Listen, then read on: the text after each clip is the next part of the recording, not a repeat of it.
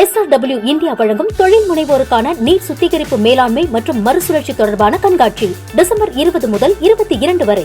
மத்திய நிதியமைச்சர் நிர்மலா சீதாராமன் தூத்துக்குடி குறிஞ்சி நகர் பகுதியில் வெள்ள பாதிப்பு தொடர்பாக ஆய்வு மேற்கொண்டு வருகிறார்.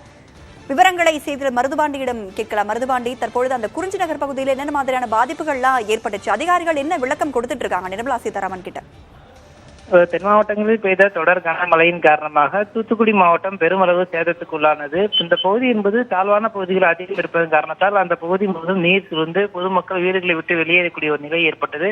இந்த நிலையில் படிப்படியாக மழைநீர்களை வெளியேற்றக்கூடிய பணிகள் நடைபெற்று வந்தாலும் இன்று மத்திய நிதித்துறை அமைச்சராக இருக்கக்கூடிய நிர்மலா சீதாராமன் இந்த ஆய்வு பணிக்காக தூத்துக்குடி வந்திருந்த நிலையில் தூத்துக்குடி மாவட்ட ஆட்சியர் அலுவலகத்தில் ஆய்வு தொடர்ந்து முதல் முறையாக இப்போது தூத்துக்குடி குறிஞ்சி நகர் பகுதியில் இந்த ஆய்வு பணி என்பது மேற்கொண்டு வருகிறார்.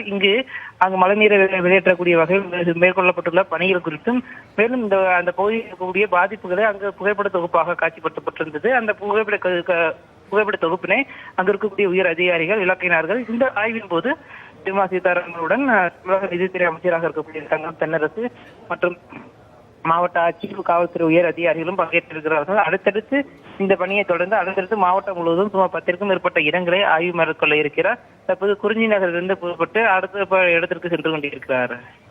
வெள்ள பாதிப்பு தொடர்பாக தூத்துக்குடி மாவட்டம் குறிஞ்சி நகர் பகுதியில் தற்பொழுது மத்திய நிதியமைச்சர் நிர்மலா சீதாராமன் ஆய்வு பண்ணிட்டு இருக்காங்க.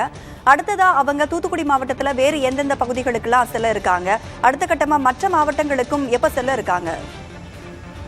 அதாவது தூத்துக்குடி மாவட்டத்தை பொறுத்தவரை மாவட்டத்தின் பல்வேறு பகுதிகள் என்பது வெள்ள பாதிப்புக்குள்ளாகி இருந்தது. குறிப்பாக ஏரல், ஸ்ரீவைகுண்டம் உள்ளிட்ட பகுதிகள் என்பது முரப்பநாடு உள்ளிட்ட பகுதிகளில் பெருமளவு சேதம் ஏற்பட்டிருக்கிறது. ஆகையால் இந்த சேதத்தை ஏற்கனவே அந்த ஆய்வுக் கூட்டத்தின் போது எந்தெந்த பகுதியில் சேதம் ஏற்பட்டுள்ளது என்பது குறித்து விரிவான புகைப்படங்களுடன் ஆலோசனை கூட்டத்தின் போது அவருக்கு காண்பிக்கப்பட்ட நிலையிலும் சம்பவத்திற்கு தற்போது எடுக்கப்பட்டுள்ள நடவடிக்கைகள் குறித்தும் அங்குள்ள பொதுமக்களை சந்தித்து அவர்கள் குறைகளை கேட்டறிவதற்காகவும் நிதியமைச்சர் தற்போது ஆய்வு பணியை செய்து கொண்டிருக்கிறார்.